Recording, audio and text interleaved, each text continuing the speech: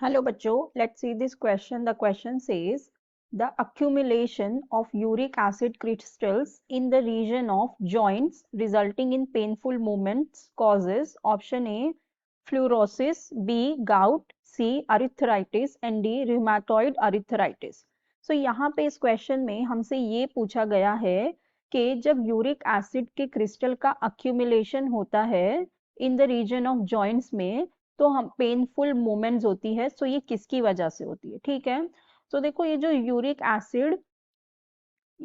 Acid जो होती है जब हम ड्यू टू हैवी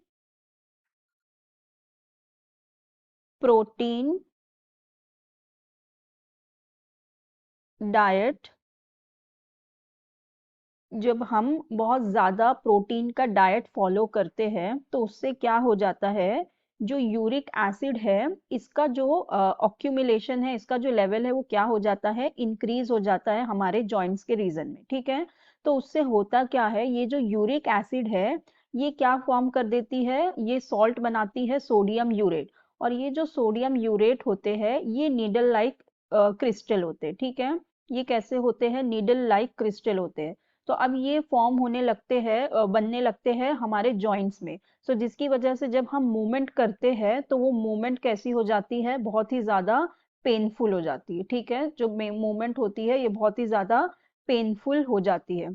ऑल्सो जब कार्टिलेज का ऑसिफिकेशन होता है, जब कार्टिलेज का ऑसिफिकेशन होता है, ऑसिफिकेशन मतलब जब हमारे कार्टिलेज जो होंगे वो बहुत हार्डन हो जाएंगे तो उससे भी क्या होने लगता है, पेन होने लगता है। ठीक है, सो ये जो होता है यूरिक एसिड का ऑक्यूमुलेशन, यूरिक एसिड क्रिस्टल का जो होता है और जिसकी वजह से पेन होता है, ये हमें देखने को मिलता है गाउट में। ठीक है, ये हमें कहाँ पे, ये किस वजह से होता है, इससे क्या होता है, गाउट होता है। तो यही हमारा करेक्ट ऑप्शन भी हो जाएगा।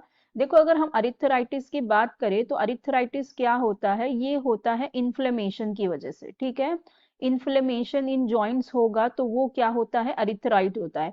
लेकिन जब हमें उसका मतलब रीजन पता चले, जैसे ये गाउट किससे होता है, यूरिक एसिड के अक्यूमुलेशन से होता है, तो फिर उसे हम अलग इसमें लेंगे। ठीक है, तो इसलिए ये जो हमारा करेक्ट ऑप्शन हो जाएगा वो हो जाएगा ऑप्शन बी गाउट।